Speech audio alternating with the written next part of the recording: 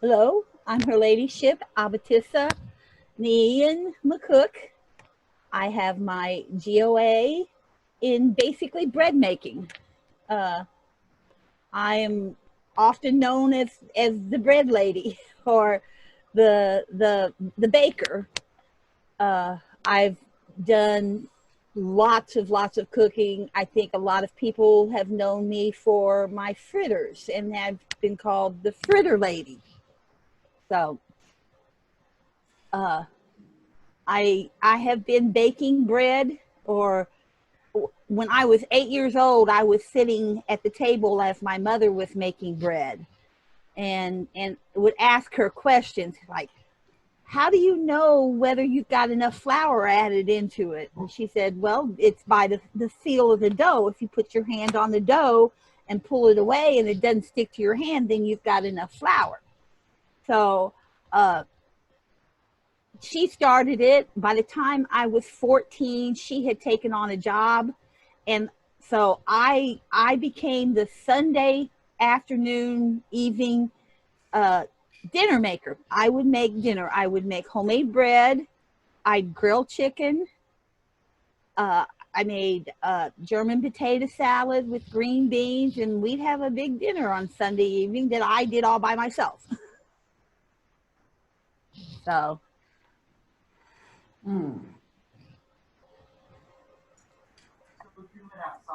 Le jambon puis le fromage dedans, ça fait délicieux.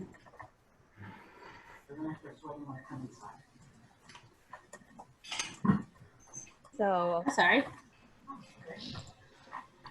Just would like to remind everybody to go ahead and, if you're not Abatissa, go ahead and mute your microphone. and for Unless those of you are wanting to ask her a question. She has asked that you ask questions in the comments or in the chat. So post your questions in the chat. I've got it up, and I'll keep an eye on it. Uh, if you don't, and you've got video, I don't know whether I'll see everybody, but now I totally lost the screen. So, but I'll also pause during the session and ask for any questions, and you could go ahead, take yourself off mute and ask your question or make your statement, and we'll be ready to get this done. Now it's after 1 o'clock. The class was supposed to start at 1, so I want to welcome everybody to Building a Medieval Oven. It is a full-size oven. It is in my backyard. It has taken me about 2 months to totally, well, maybe closer to 3 months, maybe longer than that. Anyway, when COVID-19 hit and I was confined to the house, I had nothing to do. So I said, now is the time to go and build my oven. I do a lot of baking. People have constantly asked me, "Do you have an oven in your backyard?"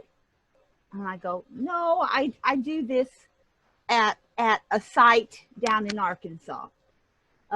So there's, always everybody's been, really interested in that I get the oven done, have an oven in my backyard. And now that I do, once I get it set up and get it working right and easily, I plan on inviting people down who would like to try it out and learn how to bake in a medieval oven to come down and visit me. I'd be more than happy to take a day and sponsor, several people coming down to do just a day of bread baking in a medieval oven. Okay, let's see. Okay, we'll give people a couple more minutes because I know sometimes if they're at the previous meeting, it'll take them a while to get to the next meeting that they want to go to. So,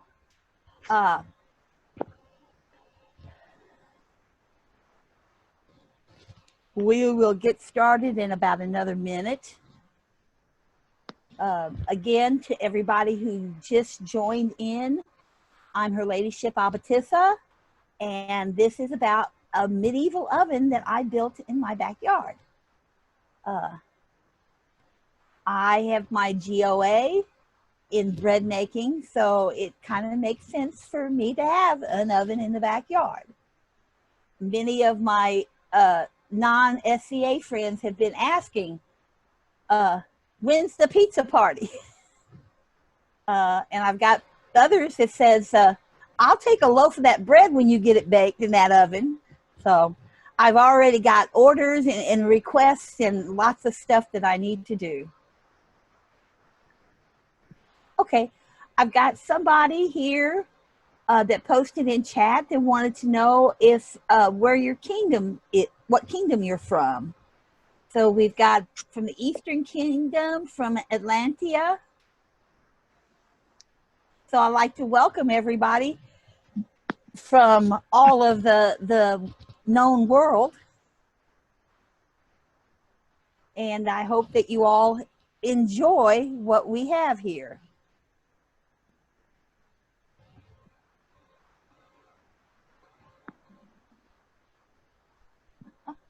Wow, someone has lived in 6 different kingdoms. Poor little me, I haven't moved from this part of Missouri. For some of you, I'm in Callantyre, and I live in the most southeastern part of Callantyre. I'm about 3 hours north of Memphis and about 2 hours south of St. Louis, right along the Mississippi River. It's a little town called Cape Girardeau, Missouri. And in fact, I can look out my backyard, particularly in the wintertime when all the leaves are down, and can see the bridge that goes over the Mississippi River. So. Okay, I got 105, so we're going to get started here. This class is about how I built a medieval oven in my backyard. Back in February, well, before that, my daughter who lives in Phoenix has been begging me to come out and visit her. So she lives in Arizona, and so I planned the trip mostly from suggestions. Hey, if you're going, you should go during Australia Wars so that, you know, you can go. So that's what I did. My daughter worked during the day. I was at the war. And then when she got off work, I met her, and then we were able to spend the evenings together. Well, I got there and I was taking some classes. And I heard that a lady had built an oven on site and was baking bread. So I went in search of her. So Lady Magdalene Venturis, I'm really bad at name, y'all. That's why it's up there. She is from the kingdom of, and I can't pronounce that either. But she was wonderful. She's the lady here in the green, and I'm sorry I didn't get her face in this picture. But she had built 2 ovens. She had this one covered up and the other one just brick. And by the time I was there, they were firing it up, and they baked some things in there while I was there. It just happened to be my last day at the event, so I didn't really get to spend as much time as I would like to have there. But once I found it, I made myself at home there. In fact, Lady Magdalene and I are Facebook friends now, and looking forward to going back and spending more time helping her with the building the oven and baking in it. She had the documentation about how to build the oven that was written by Lady Anne Rushnell of Tylerhurst, a baroness of the court of. Can anybody go off mute and pronounce that for me? Atenville? Aytonville. Aytonville. Okay. So while I was there talking with her, we discussed different ways, because I do a lot. I had previously done baking in a reproduction of a Roman oven down at the site. Now I've forgotten the name of it. It's the site, the Roman site down in Arkansas. And we were talking about this oven is the one where you put the fire inside the actual oven. The one that I wanted to make was where the fire was underneath, so you could spend all day baking and not have to restart your fire and clean out the coals and restart the fire and clean out the coals, so that all you have to do is just chuck in a couple more pieces of wood and the heat still goes. So next. Okay, so according to the instructions, I would need 20 odd cinder blocks, a base of plywood 4x4, about 100 red clay bricks, and a piece of metal so that I could situate the opening for the oven. Lucky for me, my cousin is a find-it-all. He's very able to go out and find whatever happens to be what somebody needs. So I called him up and I told him what I wanted to do and what all I needed. And he said, that sounds really, really cool. So I asked him if he knew where I could get any clay bricks. Well, luckily, the house just down the street from him was being torn down and it had brick in it. So he went down to the guy who was demolishing the house and asked if we could have some bricks. And the guy said, yeah. So we went down, brought my truck over, and we went down and we picked up 100 odd bricks.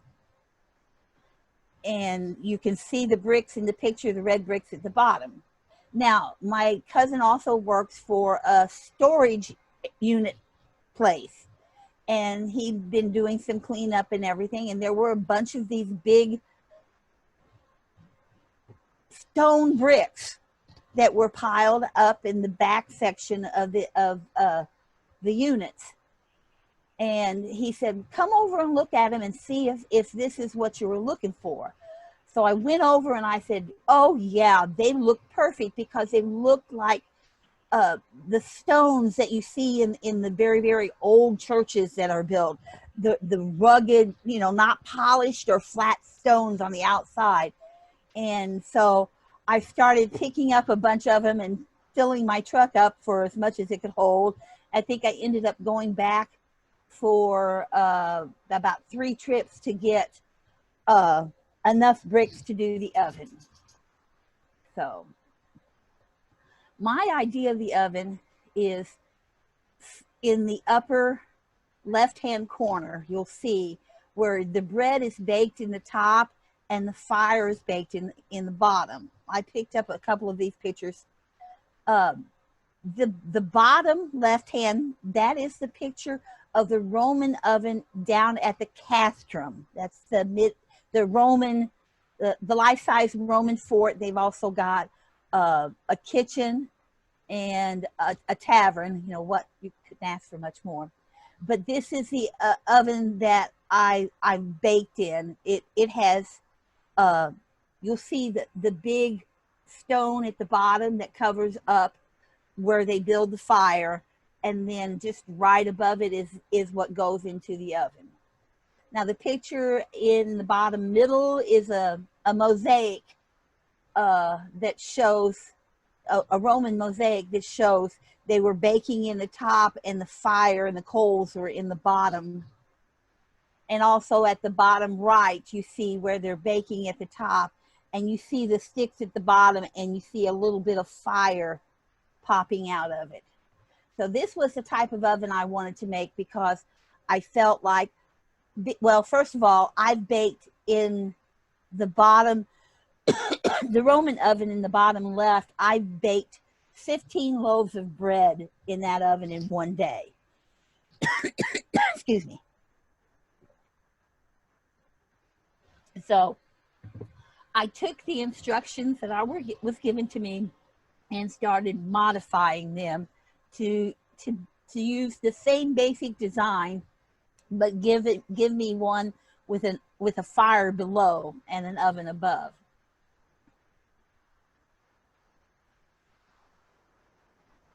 Okay, so after I made all my plans and I gathered my stone and everything, I went in my backyard.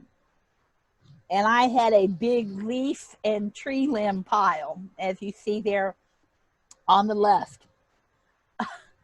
So my first job was to get all of this burnt down and get it moved so that I could use that spot to build the oven. It took me about 2 weeks to get all of that burnt down to a point where I could actually do something with it. And what I did is I sent a lot of it after it had burnt down through a sieve and collected the dirt that was in the bottom of it. And I saved that dirt to use to make my clay later on.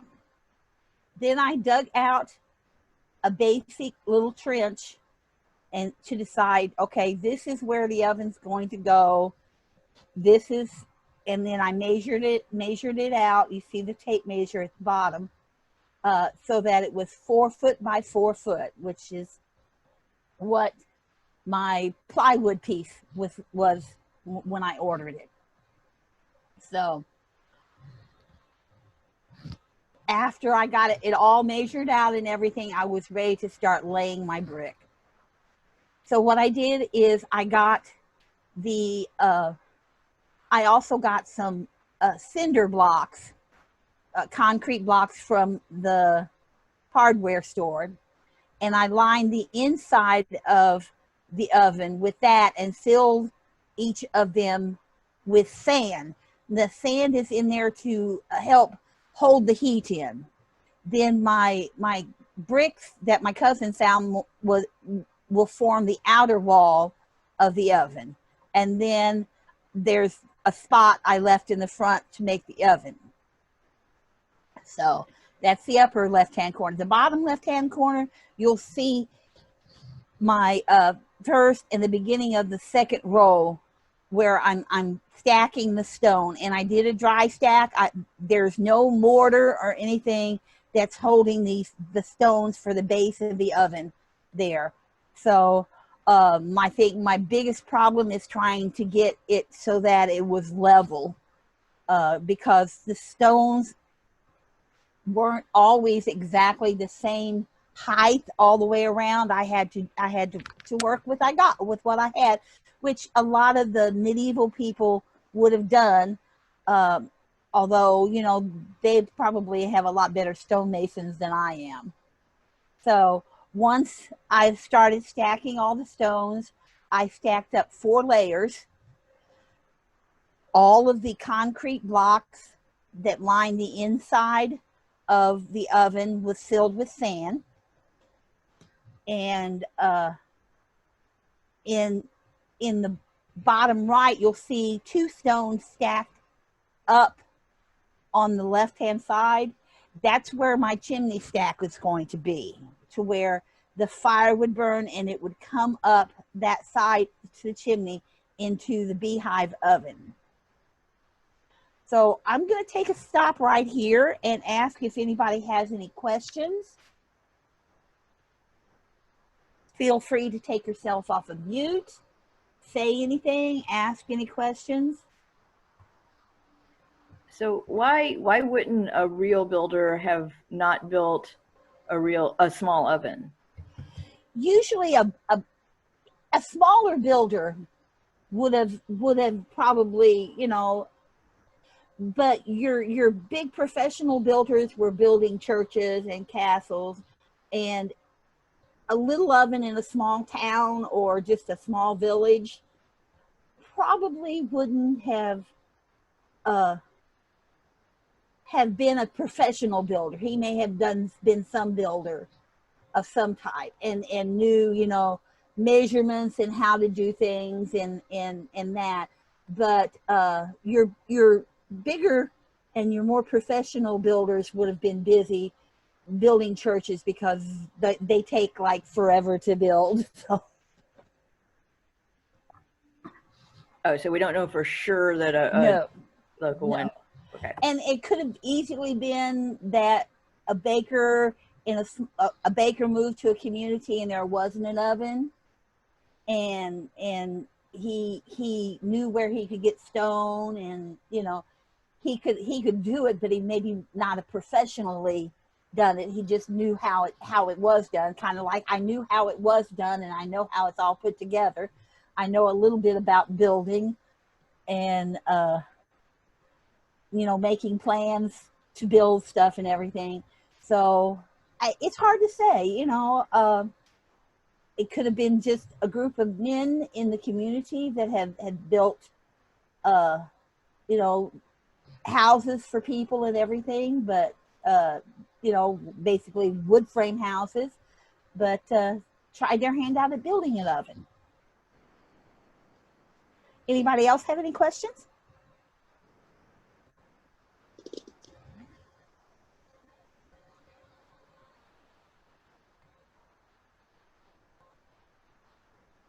Okay. Questions? I hear somebody, but I don't hear any words. Okay. So we'll go back on, if everybody would go back on mute, we'll continue the presentation.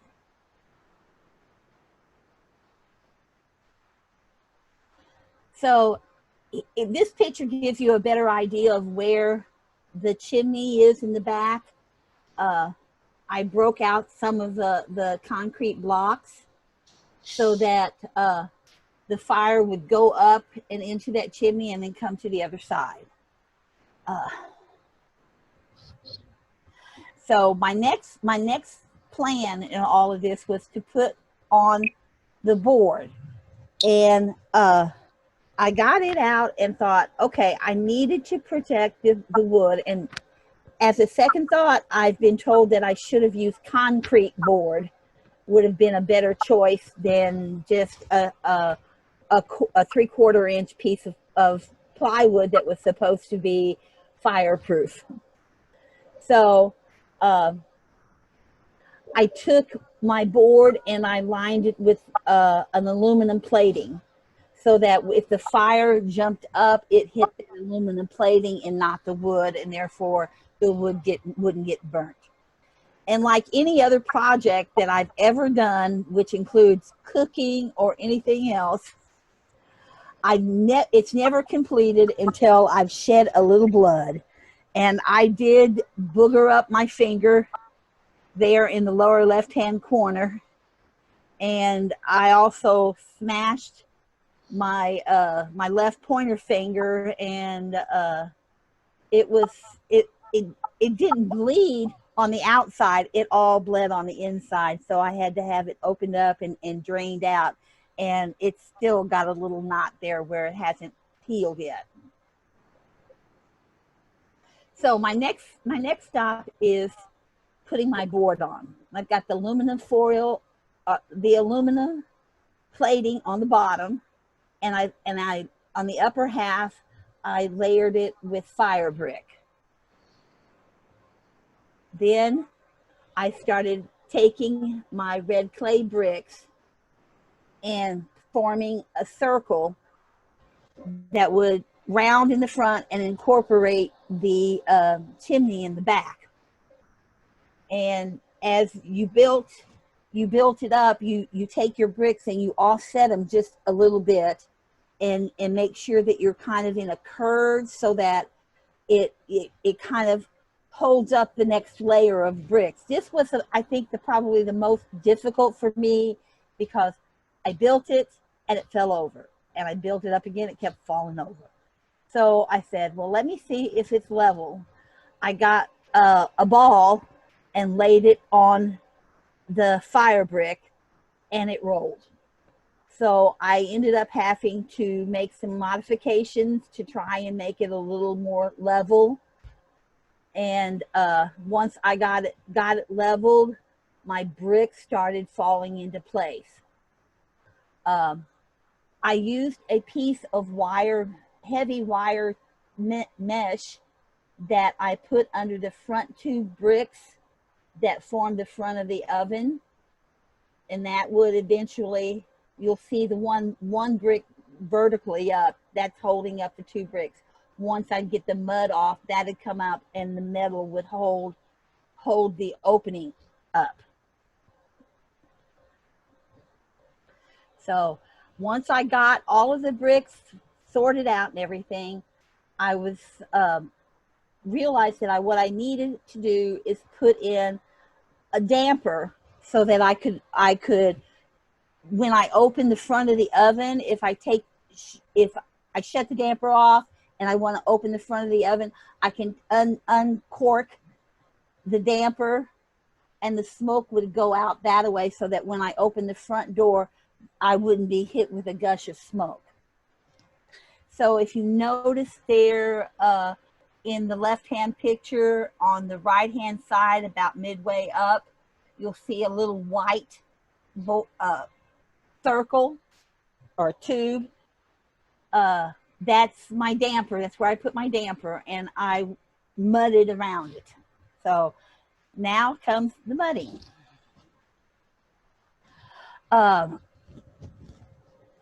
I took the dirt that I had sifted through when I had done all the burning of the leaves and woods and everything.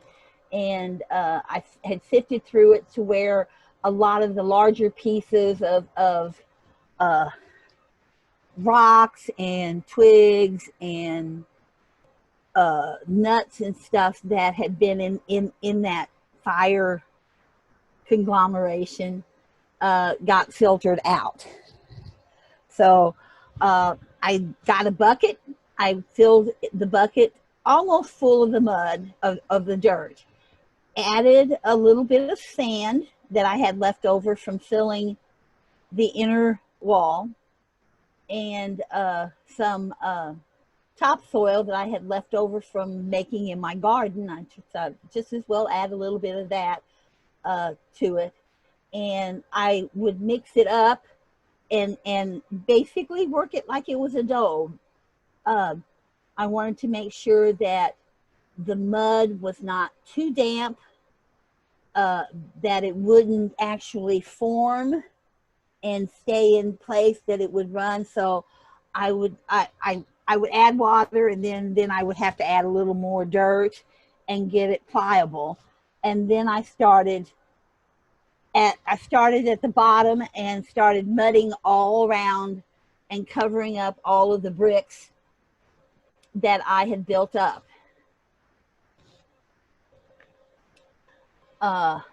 Once I got that, what I needed to do was heat the oven up, because heating the oven to a temperature of 500 degrees helps seal off and make the clay a solid form. But here was my problem. I burnt through all the wood and stuff that I had at my house, and I wasn't even close. So I put out a message to all of my friends and said, hey, I need some wood. Does anybody have any wood they'd like to get rid of? And I didn't get a reply. Then a friend posted that they had a tree fall on their house and they were cutting it down. So I got in touch with them and said, hey, I need some wood. If you don't need this wood, can I have it? And they said, yeah, sure, come on over.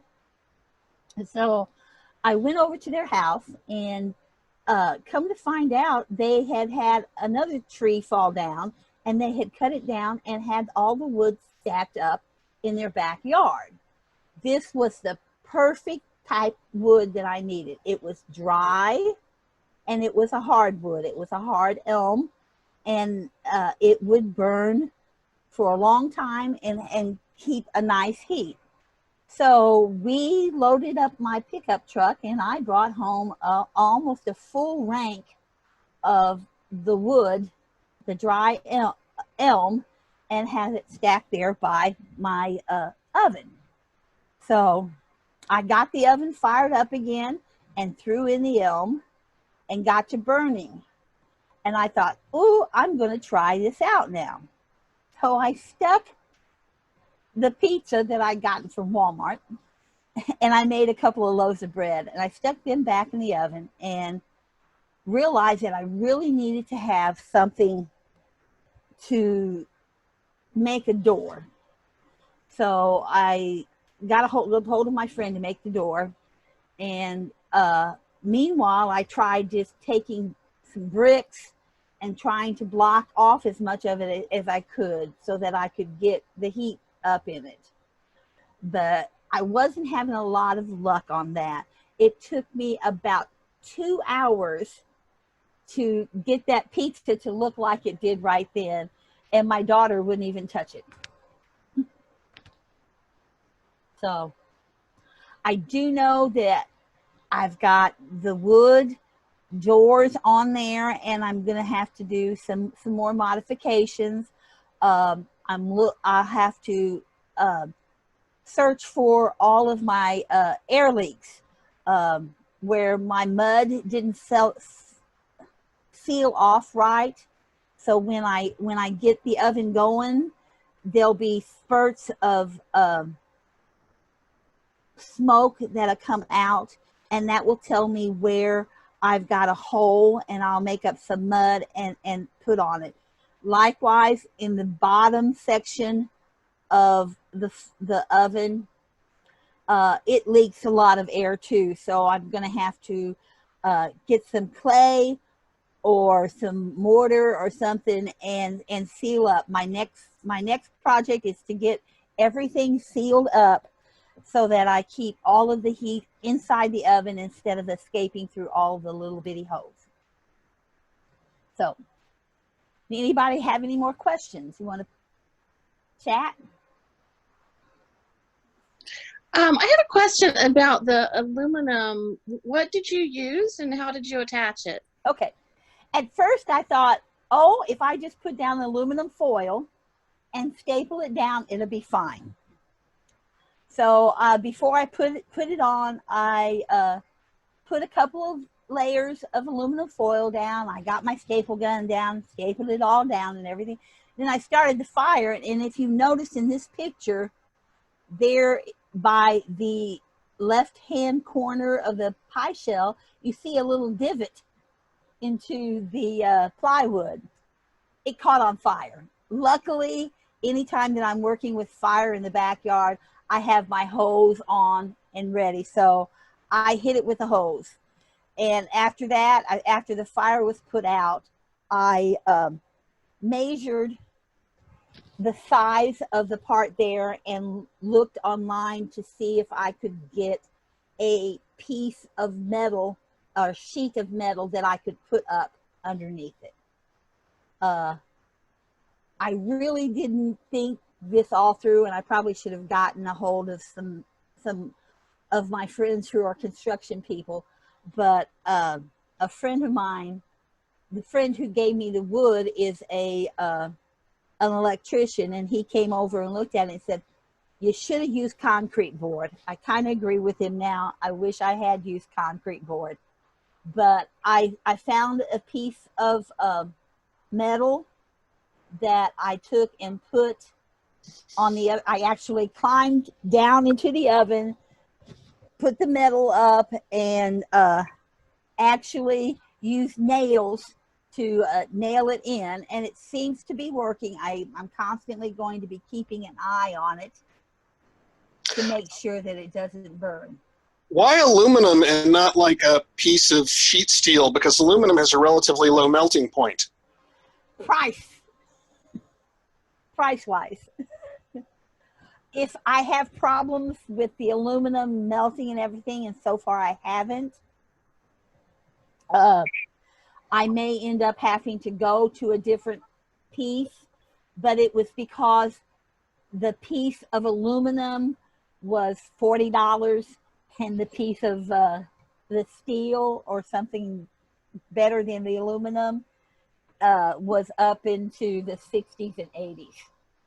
So we'll see how this works out. And so far I've heated it up. It hasn't burnt anymore, and the aluminum plating was working fine. And it's not thin aluminum like aluminum foil, which is the first one I did. Dumb. But it's a fairly thick piece of aluminum sheeting. So, okay. Yeah, okay, so I'm reading through my chat and it says, is the oven built directly into the dirt? Yes. The fire actually sits on the ground. The walls, I guess I dug about 4 inches, a 4-inch trench around where I started my foundation, because I wanted the foundation to have something on either side of it to keep it from tipping over, because I knew I wasn't going to use any concrete to put it together. So it's built directly into the ground. Next question was, how much wood did you find? How much wood do you find you use per firing baking day? On the Roman oven down at the Castrum, I go through about a half a rank. Luckily, I have a slave that's down there when I am, who chops all my wood. And he usually has a big bunch for me first thing in the morning, and then chops another big bunch for me in the afternoon, and then in the evening another batch to start my morning out with. But yeah, I go through quite a bit of wood. My wood that I used, that I had in my backyard, was mostly small branches that had fallen from the tree and everything, and they burned through quick. So I knew that I was going to have to get some bigger logs. I had one friend who had a tree fall down, and my cousin and I went out and got it. It was an oak tree that had fallen, and we cut it up and put it in the back of my truck and brought it home. But it really didn't work because it was still kind of green. It needs to dry out and season so that it burns better. Then that was when I found my friend who gave me the dry elm wood that seems to be working. Now that I have my oven, and if the weather cooperates with me and stops raining, I hope to be doing some baking through the week, and doing some tweaking on the oven and getting it sealed up so that by next weekend I can really do some heavy duty baking. What is the temperature range of the oven? I like to keep my temperature around 350. What I will probably do is get a thermometer to keep in the oven. They did not do that in medieval times. And basically they knew how when they felt the oven, they knew when they felt it, whether it was warm enough to bake or anything. I've seen ovens go up to 500 degrees. I My aunt used to bake on a cast iron oven where she fed it with wood, and she had passed. So I asked her daughter, I go, how did your mom know how hot the oven was and when to add more wood? And she said, just by the feel of it. Since I've discussed that with several people, and our best discussion was, you stick your hand in the oven and you start counting. If you can't keep your hand in there past 3, the oven's hot enough. 3 or 4 will get you between 350 and 500. You'll know if you can really feel the heat when it's at 500. And then if you can keep the coals going and the fire and the wood in there burning, it can keep the temperature. You don't want to put lots and lots of fire. You don't want to build your fire up and build your temperature and then stuff a whole bunch more firewood in. You'll add firewood, just a small piece at a time to keep the fire burning and to create those coals and keeping the coals hot.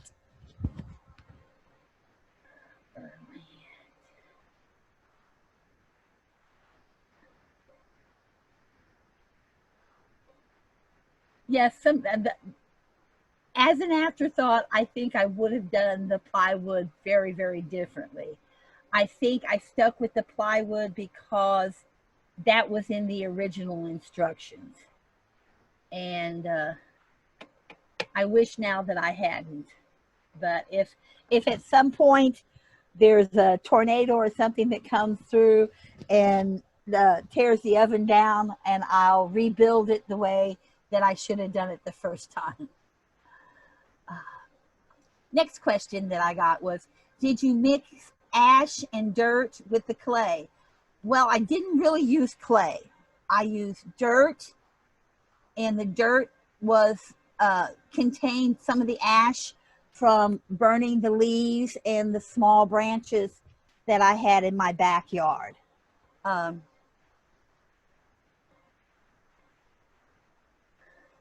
I really wasn't too worried about the chemical because it set out for almost 2 to 4 weeks before I started making the mud out of it. And when I build a fire in the oven, in the oven, I do not use lighter fluid. I don't use any kind of fire starter. I use newspaper, paper towels, sometimes a little olive oil, because olive oil will help burn. And what else? A candle. I was having some problems and I got a candle out, and I just set the candle and kind of started building my fire around it. That the candle helped catch everything on fire. But I just start out with some paper crumpled up. I had a lot of cardboard boxes I burnt, and I just do that. I also have an old metal pipe that I use as a blowpipe, and from a class that I took several years ago about building a fire. Use my blowpipe to blow the flames and get the fire started really, really well.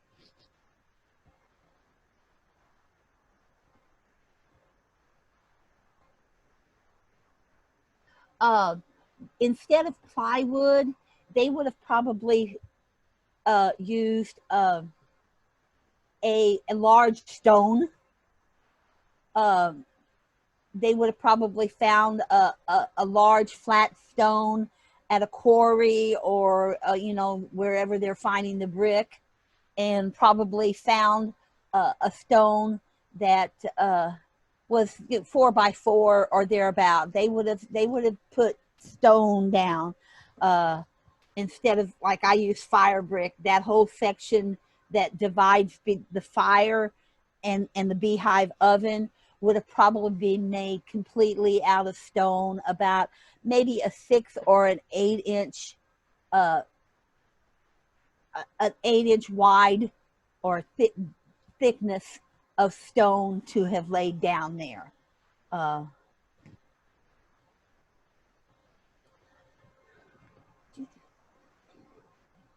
flagstone. Okay. Next question: if you were to take a sheet of metal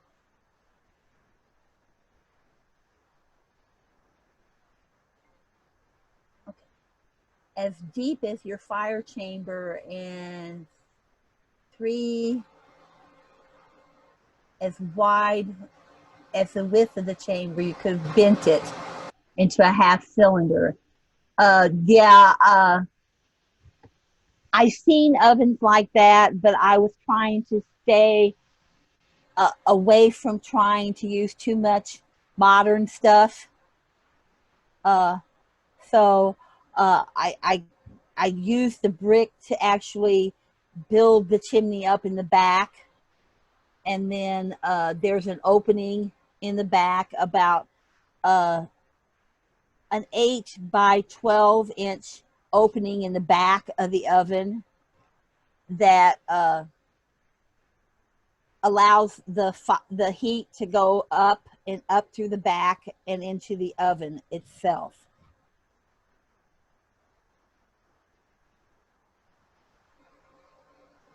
So there is a fairly large opening in the back of the oven to allow the heat to get up.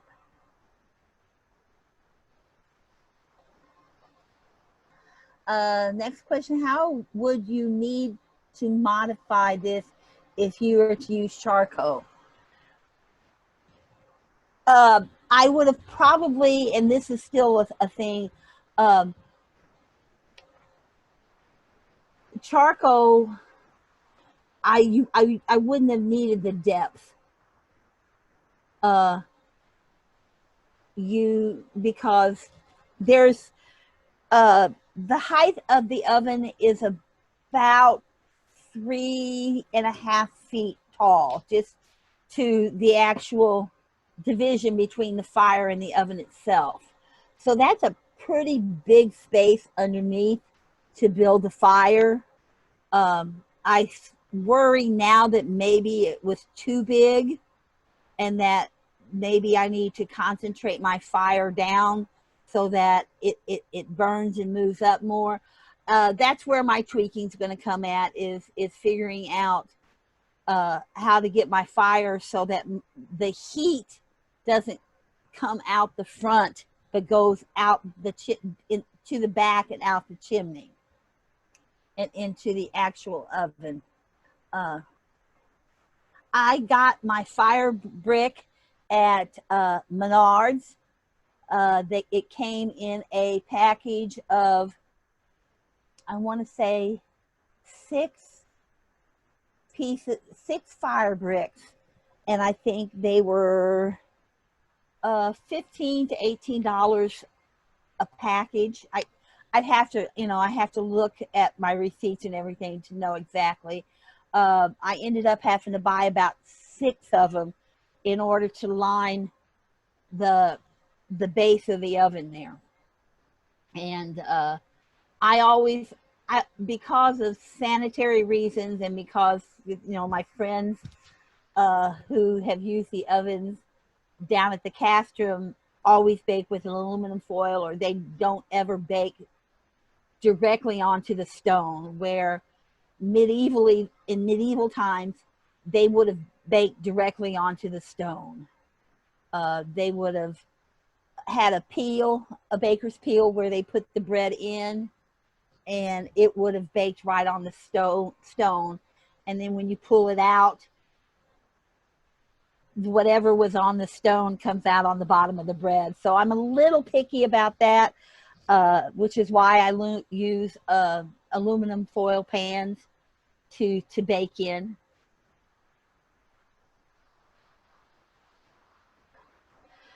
Yes, the next question was, Does the bread have a smoky taste to it? Yes, it does. It's a lot like smoking meat. Your wood will have a smoky flavor to it. If I ever get a chance to find somebody who has an apple tree that broke down, I might try getting some apple wood from them. I've also thought, it'd be really nice to get some mesquite wood and use in the oven to bake bread to give the bread the flavor of the wood. It's one thing when people eat the bread that had been baked in a wood fire oven, you can taste that woody flavor to it, and depending on the type of wood you use is the type of flavor you get from it. One year down at the Castrum, we used cherry wood. They had a big cherry tree that had fallen down, and they cut it up, and we were using it as wood for the oven, and it gave the wood a really nice flavor to it.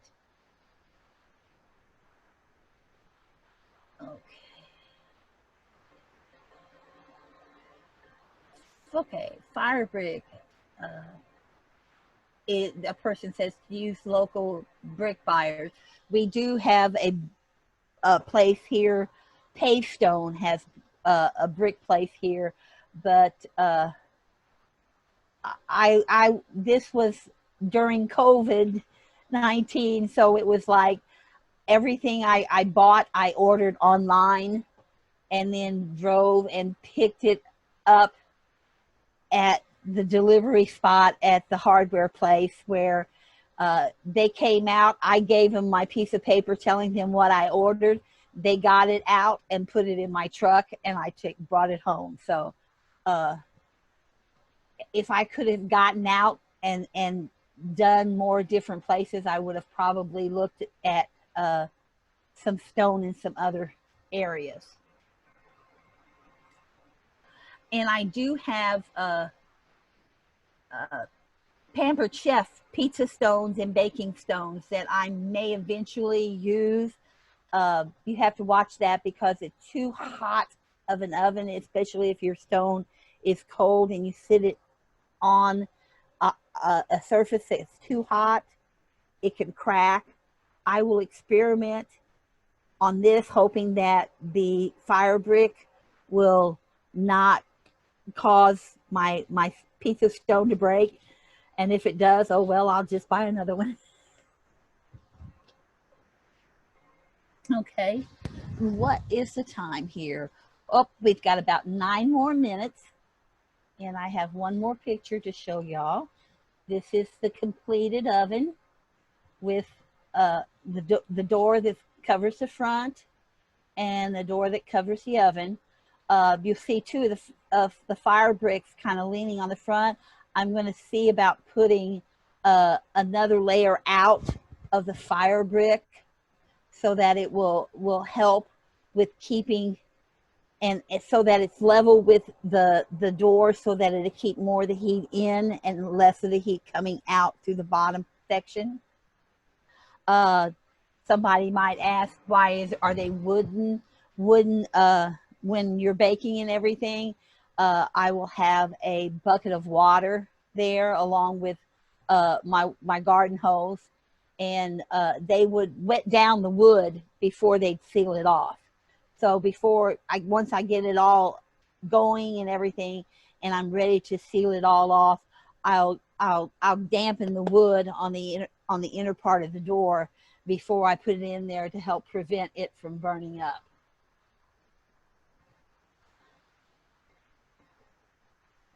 If anybody wants to go and come off mute and ask any questions, you're more than welcome.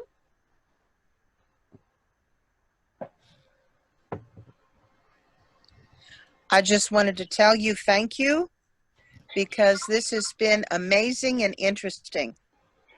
It is. When I found it up, that's the first thing I wanted to do. I said, I'm going home. When I left the Stellar Wars, I'm going home and I'm going to build an oven in my backyard. That's right. That's right. My daughter thinks I'm crazy, but then she thinks me being in the SCA is crazy. So, Well, yeah, I wash wool and dye it and hang it up outside to dry in the sun. My neighbors all think I'm nuts. It's okay. yeah, yeah, yeah. You know. I'm sure my neighbors have been looking really, really strange, but for the most part, um, my backyard is pretty well. You can see back behind the oven. I've got a lot of foliage that grew up between the fence line between my house and the house next door. And then Yeah. the other side of the yard, well, and I've got the same thing in the back section of the yard. The one side of the yard, there's nobody living over there. And there's a pretty big size yard between my yard and the house that sits, the little house that sits in the back of it. So, but no one has been living back there for a while. I'm sure the guy that comes and mows the grass looks over at the oven and thinks, what's that? Yeah. But I'm sure once I start baking and the smell starts getting around, people will be wondering. Yeah. Yeah. I understand that. Yeah. This has really been a special project dear to my heart. I asked for a digital copy of my instructions on how to build the oven from Lady Magdalene, but I have not got it from her, so I'm going to try and hit her up to have her send it to me again so that I can actually put it out. And either I've got a Facebook group site called Bakers of Callantyre. Got some really great people that are part of the group. Got one that's fantastic about documentation and finding all sorts of new and wonderful stuff to bake. I've also started a blog, though I'm not real good at it, called Abatissa is Baking Today, where I started posting about the oven, and then I'll start hopefully to remember to post more on a daily basis instead of every now and then, and have people keep up with what I'm doing in the oven and how it's coming along, and whether I've decided that it's not working, I'm going to take a sledgehammer to it. So I hope that you all enjoyed. We've got 5 more minutes, so I'm going to try and wrap it up. I hope that you all enjoyed the presentation, that you kind of like the idea. My next big project is I'm going to try and build one at the Lily site. It takes a lot of stone, but if there's a better way for us to make a base and do it like the original people did it. I know we've also talked about using, instead of using the clay bricks to build the oven, to use twigs and saplings to shape it, and then kind of thatch it, and then put your clay, so you're building up with a wood inside, so that once you've got the fire built in there, the fire will burn all the wood away, but it will seal off the clay outside and create the oven. So I'm going to try and see about working something like that with possibly wheels attached to it, so that we can do like the medieval pictures that we see of the people dragging the oven through the streets and selling fresh baked bread out of the cart. So that was one of the things we were kind of been talking about off and on, is baking an oven that's mobile, so that we could take it down to the lake and bake bread there, or we could take it out to the battlefield and bake bread there, or take it to the A&S area and bake bread there, so that we're not limited to just one spot. I did have another question. Yes. I'm Gwennon, by the way, from Callantyre, Shire of Lost Moor. Yeah. I did want to check. Do you have to have some sort of special permit or something to build this kind of thing? Because here didn't. in Yeah. St. Joe, if we're firing up an earth clay oven when it's not burning time, we could probably get into some trouble. Yes. So I do know that our local fire department we are allowed to burn daylight hours, which is the only time I'm going to be using the oven, because I'm not going to be out there in the middle of the night trying to do anything. Because especially during the summer, because I'm not going to fight all the bugs and insects, and even though I live in the city, there's behind me there's a big open field, and there's a lot of critters. I've had problems with raccoons a lot and everything, so I really don't want to be out after dark in my backyard. So I would totally have all the fire out and everything. I was burning the fire, and there was lots of smoke going on, but I never had the fire department come over and say anything to me. okay. So Cape Girardeau is still a pretty small town. I think population is right around 37 or 38,000. So it's very, very different from St. Louis or Kansas City or some of the other larger cities. Yeah. Okay, so it is almost 2 o'clock. So almost time for the next classes to start. Abatissa, thank you so much for teaching. I appreciate it so much, and thank everyone who is attending the classes today. We're doing it for you all, so thank you for being here and joining. Yeah, and if you all have any questions or anything, all you have to do is on Facebook, get on there and search for Abatissa. There's only one of me out there. And ask to be a friend, or go to the Bakers of Callantyre group site, ask to join. I'll add you in, and I'd be more than happy to hear any of your suggestions, any changes that you think I should be making.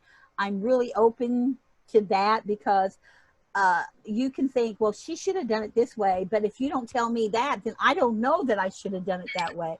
So I'd rather learn and know things even after the fact about what I could change or what I could do different and how I could have done it better, because then the next time I do it, I'll make it bigger and I'll make it better. And I don't learn if nobody tells me anything. So I'm happy to take anything that you want to say about the oven, about something that you think I did wrong, or anything like that. I'd be more than happy to hear from you. All right. Okay. Thank you so much. Oh. Abatissa, do you have any other closing remarks before I stop the recording? No, I am going to forward this PowerPoint presentation onward so that they can get it posted with some of the other class notes. I was really bad. I did not finish this until today. That was mostly because this last picture I had to take today, because I had the doors delivered last night. So I would have had this posted earlier if not for the fact that I was running behind. But I had them post this PowerPoint presentation out there, so if anybody wants to look at it again, they'd be more than happy to let them see it again and read through everything. Okay. Okay. All right. I am going to stop sharing.